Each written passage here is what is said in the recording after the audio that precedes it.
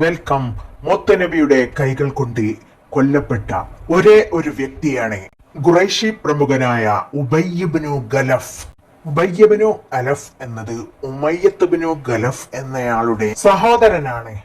ബിലാൽ റളിയല്ലാഹു അൻഹുവിനെ കൊടും ക്രൂരമായി മർദ്ദിച്ച യജമാനായിരുന്നല്ലോ ഉമയ്യത്തുബ്നു ഗലഫ്.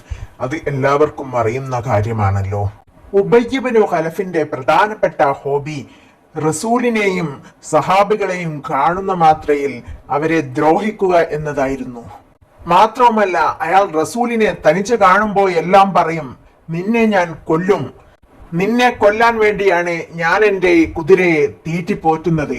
ഇത് കേൾക്കുമ്പോൾ റസൂൽ തിരിച്ചു പറയും, ഇൻഷാ അല്ലാ നിന്നെ ഞാനായിരിക്കും കൊല്ലുക. അത് കേൾക്കുമ്പോൾ ഉബയ്യബ്നു ഖലഫിന്റെ നെഞ്ചിൽ ഒരു കൊള്ളിയാൻ മിന്നും. അയാൾക്ക് റസൂലിന്റെ വാക്കുകളെ അത്രയ്ക്കും ഭയമായിരുന്നു. എന്നാലും അയാൾ ഭീഷണിപ്പെടുത്തിക്കൊണ്ടിരിക്കും. അങ്ങനെ നീണ്ട ഒരുപാട് വർഷങ്ങൾ കടന്നുപോയി.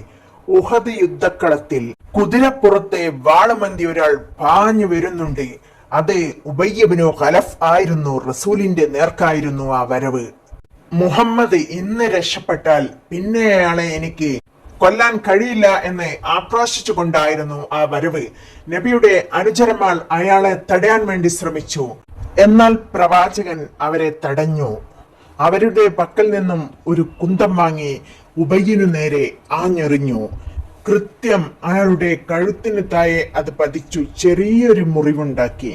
അയാൾ കുതിരപ്പുറത്ത് നിന്നും അലർച്ചയോടുകൂടി താഴെ വീണു. ഓടിക്കൂടിയ ഖുറൈശികൾ പറഞ്ഞു, എന്തിനാണ് ഉബയ്യെ നീ ഇത്രയും ചെറിയൊരു മുറിവ് പറ്റിയിട്ട് ഇത്രയും ഭയപ്പെടുന്നത്? മുഹമ്മദ് എന്റെ ദേഹത്തേക്കൊന്ന് തുപ്പിയാൽ പോലും ഞാൻ മരിച്ചു പോകും എന്നെനിക്ക് ഭയമുണ്ട്. പേടിച്ചു വിറച്ചിരിക്കുന്ന അയാളെ ഖുറൈശികൾ അവരുടെ ടെന്റിലേക്ക് കൊണ്ടുപോയി. യുദ്ധം കഴിഞ്ഞുള്ള മടക്കയാത്രയിൽ അയാൾ ആകെ പേടിച്ച് റാബിഹ എന്ന സ്ഥലത്തെത്തിയപ്പോൾ അയാൾ മരിച്ചുപോയി.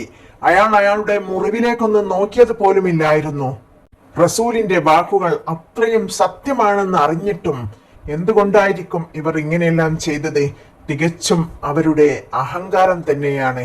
Thanks for watching.